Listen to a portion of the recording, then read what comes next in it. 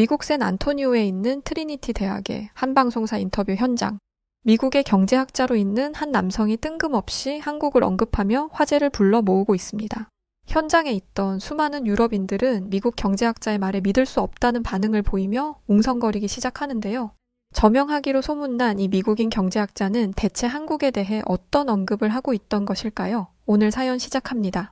안녕하세요. 저는 개발자로 일을 하고 있는 미국 맨하튼에 사는 엘리자베스 로페즈라고 합니다.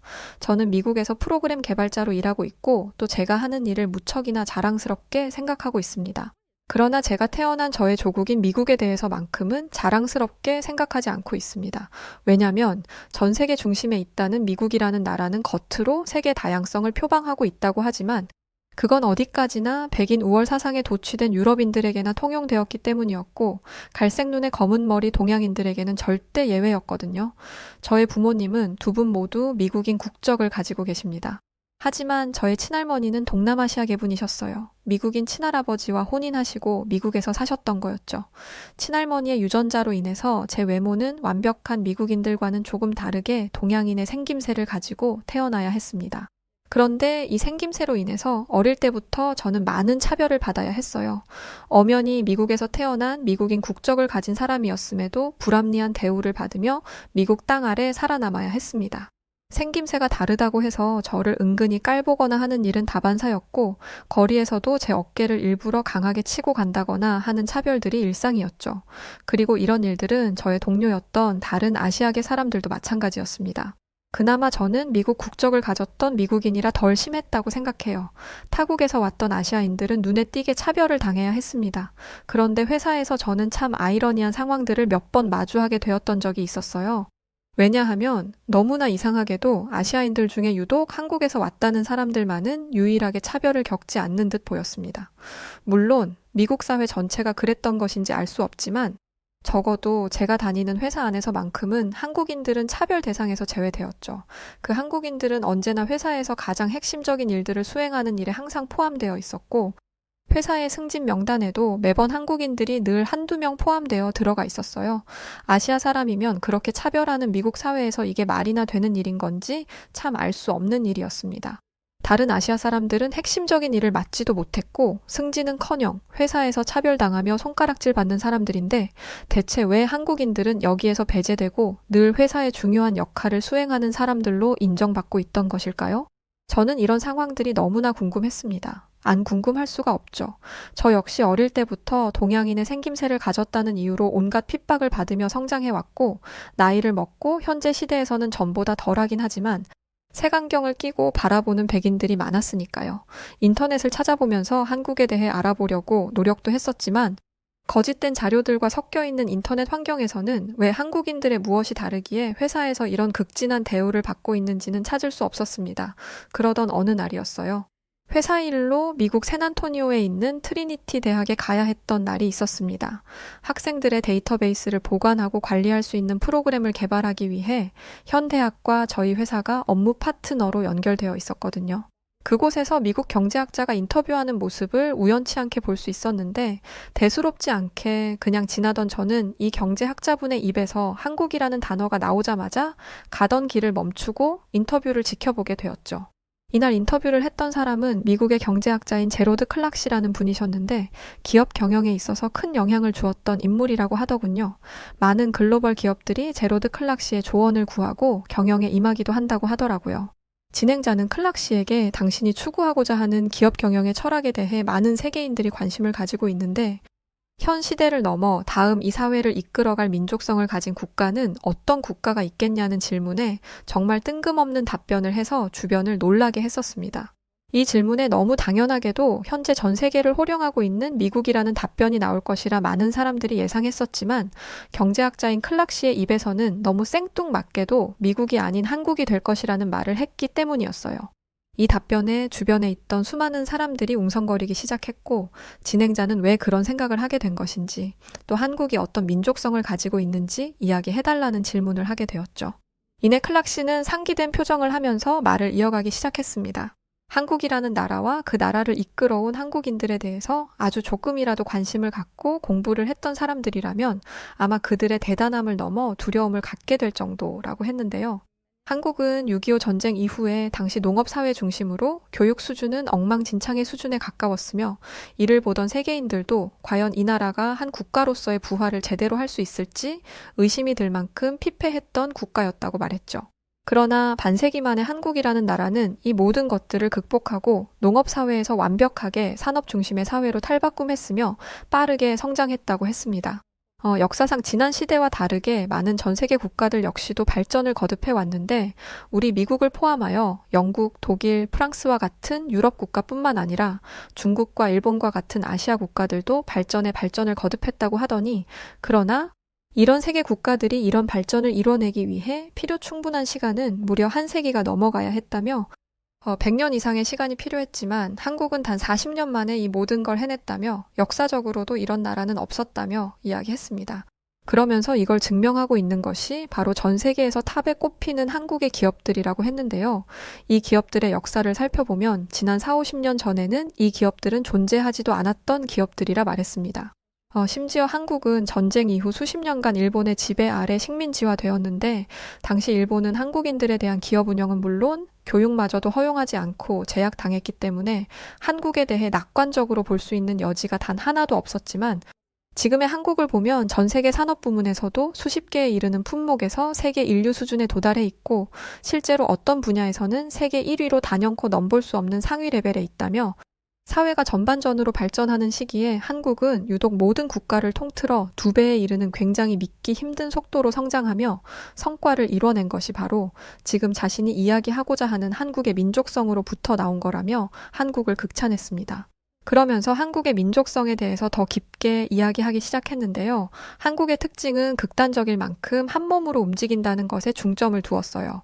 역사적으로 뼈아픈 시기를 겪었던 한국인들은 그들의 피에 끈끈한 민족애가 흐르고 있고 국가의 어려움이 닥쳐오면 한국인들은 빠지지 않고 국가를 일으켜 세우기 위해 한 몸이 되어 움직인다고 설명했습니다.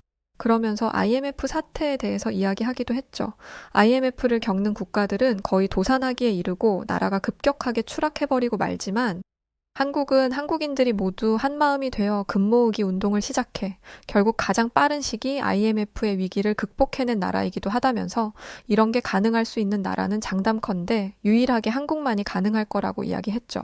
한국이라는 공동체는 개인마다 다양한 개성과 주체성을 가지고 있는 여타 국가와 다르지 않지만 문제가 발생하거나 의기투합해야 하는 일이 발생하면 정말 특이하게도 강한 애착심과 뭉치려는 한국의 공동체 DNA가 흘러나오면서 하나가 된다고 설명했습니다.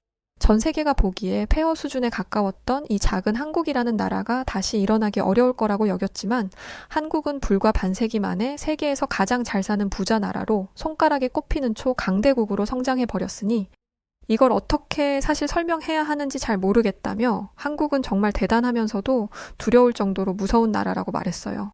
그리고는 앞으로 다음 세대에 전 세계를 이끌어갈 민족성을 가진 나라를 굳이 뽑아야 한다면 자신은 의심의 여지 없이 한국을 선택할 거라고 말했습니다.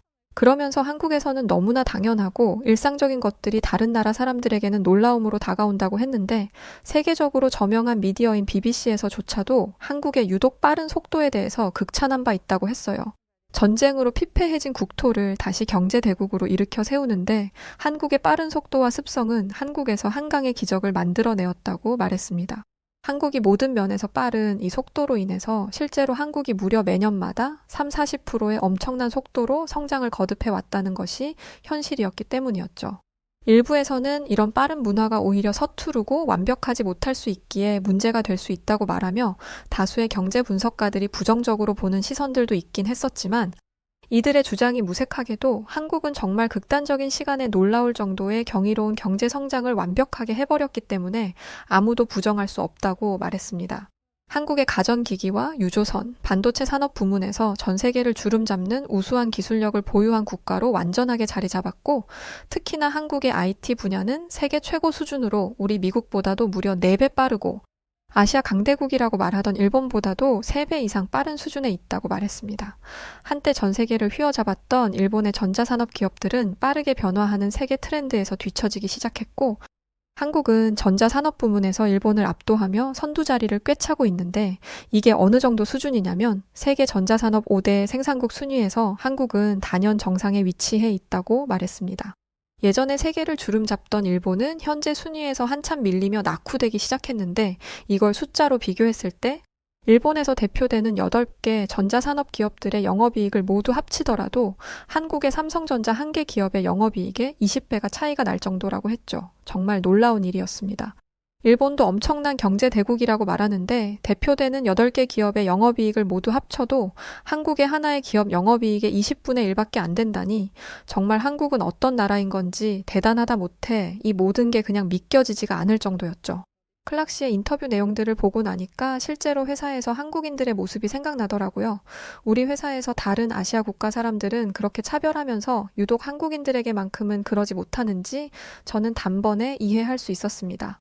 실제로 전 세계에서 한국만큼 유일이라는 타이틀이 많은 국가가 또 있을까요? 한국은 식민지 경험을 했던 국가 중에 유일하게 선진국으로 발돋움한 국가이며 타국으로부터 지원을 받아야 했던 국가에서 지원을 해주는 강대 국가로 발전한 유일한 나라였습니다. 이러한 한국만의 특별함 때문이었을까요? 회사에서 유독 한국인들에게 어쩌지 못했던 이유 말이죠. 실제로 한국인들은 조금 다른 면모를 보일 때가 많았습니다. 제가 트리니티 대학에서 클락 씨의 인터뷰 내용을 듣고 공감했던 것이 바로 민족성이었는데요. 회사에 있던 한국인들에게서 제가 가끔 눈에 띄게 와, 이건 정말 다르구나 라는 생각을 가졌던 몇 가지 사건들이 있었습니다. 예를 들면 이런 거였죠. 강자에게는 엄청나게 강하고 약자에게는 지나칠 정도로 관대한 면모를 보이는 모습들이었죠. 다른 아시아 국가에서 왔던 직원들은 미국이나 프랑스, 영국과 같은 강대국 국적을 가진 사람들을 만나면 일단 자신보다 위에 있는 사람들처럼 여겼고 아부떨기에 바빴지만 한국인 분들은 달랐거든요. 그들과 마주해도 기죽지 않고 오히려 그들에게서 이익을 가져오곤 했습니다. 전 세계에서 이런 모습을 보이는 국가는 단 하나도 없는 것을 고려했을 때 한국의 이러한 특징은 정말 특별하다고 느낄 수 있었어요. 실제로 회사에서 한국인들에게 이런 부분들을 많이 보고 느낄 수 있었습니다. 정말 특별한 발견이었죠. 한국인들은 동남아 국가 사람들이나 인도 등 아시아계의 사람들을 대할 때와 미국이나 서유럽 국가의 강대국 출신의 사람들을 대할 때의 태도가 완전히 달랐거든요. 가끔 문화의 차이 때문에 아시아 출신 동료들이 한국인들에게 다소 무례한 행동을 할 때가 있었습니다. 그러나 한국인들은 그런 행동들을 만났을 때 정말 아무렇지 않게 그저 호쾌하게 웃어 넘기며 늘 겸손한 태도를 유지했거든요. 하지만 강대국 출신의 동료들이 그러한 행동을 하면 한국인들은 절대로 그냥 두고 넘어가지 않았습니다. 한국인들은 그런 순간이 올 때마다 늘 자신감 있는 태도로 요목조목 명분을 내세우며 끝까지 항의했었고 이런 한국인들을 잘못 건드렸다가 오히려 회사에서 징계를 받게 되는 유럽인들도 있을 정도였어요. 그렇다 보니 결국 회사의 주최국인 미국인들조차도 회사의 모든 우선순위와 분위기를 주도하고 있었지만 한국인들만큼은 절대 쉽게 건들지 못했습니다. 한국인들은 언어 습관도 정말 특별하고 신기하게 느껴졌었는데요. 사실 저는 한국 드라마의 영향을 받아서 한국어를 어느 정도 이해할 수 있는 수준에 있었습니다. 쓸 줄 몰랐지만 들을 수는 있었죠. 회사의 로비에서 가끔 커피를 마시다 한국인들끼리 뭉쳐 대화하는 말들을 엿들었던 적이 있는데 정말 흥미로웠어요. 요즘 세상이 많이 변했다고 하는데 미국은 아직도 인종차별이 많은 것 같아. 근데 아까 우연히 어떤 일본인이 베트남 출신 꼼씨에게 뭐라고 하는 것 같던데 대체 왜 그런 거래? 몰라. 그 일본인 녀석 미국한테 엄청 아부떨고 동남아시아 분들에겐 엄청 시비 걸고 다니더라고. 혹시 어떤 대목에서 제가 한국인 분들의 대화에서 흥미로움을 찾았는지 느끼셨나요? 한국어를 못하는 분들을 위해서 약간 부연 설명을 드리자면 한국인들은 상대적으로 약소국 출신의 사람들에게는 존칭을 사용하고 이들에게 차별을 하는 국가의 사람들은 그냥 막 불렀습니다. 보통 대부분 국가의 사람들은 한국인들과 반대되는 언어 습관을 가졌는데 한국인들의 이런 언어 습관은 정말 특별했죠. 사실 원래 인간이란 약자에게 강하고 강자에게 약하게 하는 태도는 당연한 본능이라고 할 수 있습니다. 그러나 한국인들은 어떻게 된 게 약자에게는 관대하면서 강자에게는 강한 태도를 보일 수가 있는지 너무 신기했어요. 그리고 한국인들과 비교되었던 건 앞서 한국인들이 이야기했던 외형적으로 가장 비슷한 일본인 동료들이었습니다. 이들은 정말 인간의 본능을 그대로 학습하고 있었어요. 전형적으로 약자에게 강하고 강자에게 약했거든요. 일본인들은 동남아나 인도 출신 등 자신들보다 약소국 출신이라고 생각되면 곧바로 자신보다 아래라고 생각했고 무례하게 대했습니다. 그리고 서양인들이 모여 뭔가 대화를 나누고 있으면 어떻게든 그 대화에 끼어들어 보려고 애쓰며 아첨하는 모습을 종종 보였습니다. 서구권에 있는 강대국 출신의 동료들은 그런 일본인들을 무시하며 비아냥대기도 했지만 일본인들은 그런 대우를 받고도 늘 비굴한 태도를 유지했죠. 저는 이러한 한국과 일본의 차이를 보고 굉장한 흥미를 느꼈고 도대체 한국인들의 자신감의 근원이 무엇인지 궁금하더라고요. 그래서 회사에 다니면서도 한국에 대해서 공부를 참 많이 했었습니다. 한국의 문화, 역사, 미래 등등 이건 그냥 단순한 저의 호기심에서 시작된 일이었지만 정말 특별하게도 공부를 하면 할수록 한국은 엄청나게 인상 깊은 역사를 가지고 있다는 것을 깨달았습니다. 샌안토니오 브리니티 대학에서 들었던 이야기들이 모두 사실이었다는 것이 느껴질 때마다 팔에 소름이 돋으며 머리가 쭈뼛 섰습니다. 한국은 역사가 짧은 미국과는 다르게 한국은 5,000년이라는 굉장히 긴 역사를 가지고 있었고 찬란한 역사를 지내왔던 나라였습니다. 한국은 지난 역사에서도 타국으로부터 많은 침략을 받아왔었던 나라였고 당시에도 지금과 다르지 않게 작은 영토를 가지고 있었죠. 하지만 그 작은 영토와 작은 수의 국민들은 한국을 점령하기 위해 침범해왔던 정말 수십 배 큰 대국들의 도발에도 단 한 번도 쉽게 영토를 뺏기지 않았고 그런 대국들도 한반도만 갔다 하면 진땀을 흘리고 패배해야 했던 역사적인 기록들이 굉장히 많았었죠. 그 기록들을 보면서 지금 대한민국에 있는 많은 한국인들의 강한 정신력과 대범함은 오래된 조상으로부터 이어져 온 것이구나 싶었습니다. 아주 인상 깊었던 내용도 있었는데 일본이라는 국가가 한국을 지배했던 시기였습니다. 일본은 한국뿐만 아니라 중국과의 전쟁에서도 승리하면서 중국까지 완전히 지배했던 적이 있었죠. 그러나 일본의 침략에 이은 지배 아래 보인 두 국가의 행동은 완전히 달랐습니다. 일본의 침략 때문에 중국은 한국인들에 비해 1,000배나 넘는 사람들이 희생당했다고 하더라고요. 하지만 그럼에도 중국인들은 일본인들의 만행에 대해 어떠한 저항도 하지 못하고 무기력하게 당하고만 있었다고 합니다. 그저 공포에 떨며 숨기에 바빴다고 해요. 그렇다고 해서 사실 중국을 겁쟁이라고 비난할 수만은 없었죠.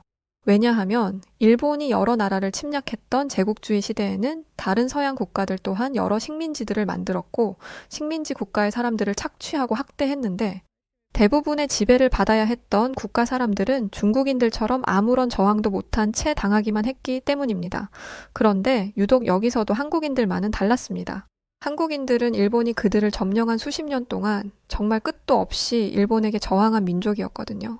한국인들은 일본군에 의해 뾰족한 날이 달린 도구들을 전부 뺏긴 상황에서도 농기구를 들고 일어나서 죽기 살기로 일본 침략자들에 맞서 싸웠고 식량을 강탈당해 굶주려야 했던 순간과 한글 사용 또한 금지되는 와중에서도 끝까지 군사훈련과 한글 교육을 게을리하지 않았었죠. 오히려 일본을 상대로 계속해서 게릴라전과 일본 주요 인사 암살 작전을 펼침으로써 일본을 끈질기게 괴롭혔다고 합니다. 이들은 내 나라와 가족들은 내가 지킨다는 마음가짐 하나만으로 수많은 희생을 감수하면서까지 끝까지 침략자에 맞서 싸웠고 결국 일본은 식민지배 시절 한국의 국토를 침략했던 강자의 입장에 있으면서도 그런 한국인들로부터 수많은 희생과 패배를 맛봤어야만 했다고 해요. 그리고 결과적으로 봤을 때 그들은 그다지 이득이랄 것도 없는 수준의 성과를 거두고 한반도에서 도망쳐야만 했습니다. 실제로 일본의 점령 초창기에 한국으로의 파견을 원하는 일본군들은 상당히 많았다고 하지만 시간이 지날수록 일본군들은 한국인들의 끈질긴 저항과 흔들리지 않는 정신력에 겁을 먹고 한국에 파견되는 것을 꺼렸다고 하는데요. 그들은 모진 고문에도 절대로 기죽지 않는 한국인들을 보고 두려움에 떨며 날이 갈수록 한국의 게릴라전에 연전연패했다고 합니다. 한국과 중국의 이런 상반되는 역사를 보고 왜 중국인들이 한국의 문화를 뺏고 싶어서 안달이 났는지 그 이유를 이해할 수 있게 되었는데요. 앞서 말했듯 중국은 한국과 다르게 여느 피지배국들처럼 일본의 저항 한 번 제대로 못 해본 채 무기력하게 당하기만 했거든요. 이건 그들에게 있어 엄청난 수치였던 것이죠.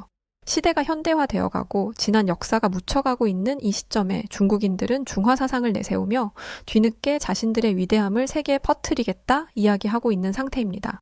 근데 이게 좀 도를 넘어서는 수준에 이르렀죠. 실제로 저희 회사 중국인 동료 중에 이런 사람들도 있었습니다. 지금 영국 프리미어리그에서 월드클래스로 있는 대한민국 손흥민 선수를 한국인이 아니라 중국인이라고 우기기까지 했으니까요. 뭐 이해는 됩니다. 이런 한국의 모든 것들을 자신들이 갖고 싶을 만큼 대단한 업적들이었으니까요. 이렇듯 한국은 지배국가들이 이득을 취하지 못했던 전 세계 유일한 국가였죠. 세계 최고 규모의 국토를 가진 중국과 경제 대국이라던 일본이라는 국가 사이에서 한국은 끝까지 영토를 빼앗기지 않았고 자국의 문화를 끝까지 유지하면서 오히려 지배 국가들을 상대로 늘 이득을 취해온 국가인 동시에 미국과 중국, 일본 등의 강대국을 마치 동네 아저씨 보듯 손쉽게 대할 수 있는 전 세계 유일무이한 국가였습니다. 따라서 한국인들은 그들의 역사가 보여준 바와 같이 상대가 누구더라도 늘 당당하고 자신감 있게 살아올 수 있었던 것이죠. 물론 한국은 가난을 겪어본 적 또한 있기 때문에 빈곤의 감정을 이해하는 사람들이고, 이러한 이들의 경험은 상대적으로 약소국 사람들을 관대하게 포용하는 자세를 갖게 하지 않았나 싶었습니다. 한국을 제대로 알고 나니까 왜 회사에서 한국인들에게 유독 어떠한 차별 행위도 하지 못하는지 이해할 수 있었고, 저는 회사 휴가 시즌에 그런 한국이라는 나라를 경험해보고자 한국행 비행기에 몸을 실었습니다. 한국으로 떠나는 비행기 안에서도 심장이 떨리더군요. 유구한 역사를 가진 한국이 정말 대단한 국가라는 것을 알 수 있었지만 실제로 이렇게 그런 한국이라는 나라에 두 발을 딛는 건 처음이었으니까요. 그렇게 도착한 한국은 정말 믿기 힘든 정도의 엄청난 기술력을 가진 나라였습니다. 제가 태어난 미국보다도 어쩌면 비슷한 수준이거나 어떤 부분에서는 오히려 한국이 더 훌륭해 보이기도 했으니까요. 공항에서부터 제가 숙소에 가기까지 모든 순간마다 사람을 대하는 건 체계화된 사회적 시스템이었습니다. 단순한 기술 발전이 아닌 사람이 편리해질 수 있도록 하는 그런 시스템들이었어요. 이를테면 낯선 사람이 한국의 어딘가에 있을 때 자신이 가고자 하는 방향과 어떻게 가야 하는지에 대한 안내와 같은 시스템들 말입니다. 실제로 우리 미국만 하더라도 낯선 사람이 처음 와본 곳에 발을 딛게 되면 지도와 휴대폰 없이 그 어디도 찾아가기 힘들 겁니다. 하지만 한국은 아주 섬세한 안내 시스템들이 작동하고 있어서 처음 한국을 찾는 사람들도 쉽게 이용할 수 있도록 하고 있었죠. 제가 한국을 직접 경험하면서 느낀 것 중에 가장 기억에 남아있는 것은 바로 조화로움이었어요. 이건 제가 세계 많은 국가들을 모두 다 알고 있는 것은 아니었지만 적어도 제가 아는 수준에서 한국은 유일했던 모습이었는데 바로 이런 모습이었습니다. 한국의 도심은 타 유럽 국가와는 전혀 다른 모습을 하고 있었어요. 유럽의 도시는 푸르른 녹색 풍경을 마주하기가 어렵습니다. 간간히 길가에 심어놓은 잡초들과 나무 몇 그루가 종종 보이는 것이 다였지만 한국의 도시는 높은 산과 녹색의 자연들이 함께 공존하고 있었죠. 자연과 현대화된 아름다운 건물의 조화로운 모습은 정말 이색적이었고 특별한 순간이었습니다. 심지어 길가에 당연히 있어야 하는 전선주와 전선들조차 지하로 매몰하여 지저분한 모습들을 찾아볼 수가 없었죠. 이런 조화로움은 눈으로 보이는 거대한 도시 풍경에만 있었던 것은 아니었는데요. 바로 음식 문화에서도 이런 조화로움을 만날 수 있었습니다. 유럽은 채소만 먹는 비건인들이 있을 정도로 육식과 채소가 서로 다르게 분리되어 있습니다. 하지만 한국의 음식은 육류와 채소를 동시에 섭취할 수 있는 독특한 음식 문화가 있었던 것이죠. 육류를 먹으면서도 항상 채소를 곁들여 함께 섭취하다 보니 누가 보더라도 건강할 수밖에 없다고 생각이 들었죠. 물론 맛은 말할 것도 없이 훌륭하고 말이죠. 왜 해외 많은 사람들이 한국의 음식이 최고라고 말하곤 했었는지 한국에 도착하고 단 한 끼 식사로 이해해버릴 수 있을 정도였습니다. 사실 이 밖에도 한국은 유럽에서는 찾아볼 수 없는 정말 진귀한 모습들이 많이 있었어요. 그걸 모두 말하기에는 아마 3박 4일이 걸려서야 모두 말할 수 있을 것입니다. 한국에 정말 독특했던 무인점포 시스템, 너무 편리했던 대중교통 시스템, 음식 문화, 24시간 매장, 한국의 밤, 한국인들의 친절까지 그때 샌안토니오 트리니티 대학에서의 인터뷰에서 왜 저명한 미국의 경제학자가 다음 세대 세계를 이끌 민족성을 가진 나라는 단연코 한국이 될 것이라고 이야기했는지 전 이제 그 말에 100% 공감하고 있습니다. 한 번만 쉽게 생각해봐도 정말 말이 되지 않거든요. 한국의 국토는 타 유럽국들이나 강대국들에 비해 굉장히 작습니다. 인구도 5천만 명밖에 되지 않죠. 바로 옆 나라인 중국과 비교하면 20배도 작습니다. 심지어 일본과도 2배 이상 차이가 나죠. 그런데 세계에서 이 정도 수준의 강대국으로 평가받고 기술적 발전을 이룬 국가가 지금 영토의 딱 2배, 그리고 딱 2배의 인구를 가졌다면 정말 그 어느 국가도 한국을 쉽게 생각할 수 없었을 겁니다. 어찌 보면 지금 한국이 북한이라는 국가와 통일되지 않고 있음을 세계는 감사해야 할지도 모르겠더라고요. 한반도가 오로지 대한민국 주체라고 생각해보면 정말 압도적일 것이라는 생각이 들었기 때문이었죠. 저는 한국을 경험하고 다시 회사에 복귀하면서도 마음속에 이런 생각을 하고 있어요. 모든 국가의 사람들은 한국의 위기 극복 능력과 위기를 대하는 대처 방식, 그 사람들의 관심사와 그 사람들의 미래 가치에 대해서 분명 눈여겨봐야 하고 이들의 움직임이 곧 다음 세대를 맞이할 핵심이 되는 열쇠일 수 있다는 생각 말입니다. 한국인들에게 완전히 매료되어 버리고만 저는 요즘 회사에서 한국인 분들을 만나면 괜히 겁부터 납니다. 하지만 그런 생각이 들자마자 한국인들의 따뜻한 미소에 완전 녹아버리고 말죠. 그래서 말인데 혹시 말입니다. 한국 남자분들은 어떤 여성들을 좋아하는지 너무너무 궁금합니다. 사실 한국인 남자를 연인으로 만나보고 싶은데 우리 회사에 있는 한국인 분들은 저를 동료 이상으로 생각하지 않는 것 같아서요. 혹시 알려주신다면 제가 한국인 남자를 만나는데 아주 유용한 자료가 될 수 있지 않을까 싶습니다. 한국이라는 위대하고 멋진 나라를 만날 수 있었음에 감사했고 그런 한국을 통해 큰 가르침을 얻을 수 있어서 기뻤습니다. 앞으로도 더 많은 공부를 통해 제가 나아갈 미래를 더욱더 밝고 가치 있게 만들어갈 수 있는 초석으로 사용하겠습니다. 저의 긴 이야기를 들어주셔서 고맙습니다.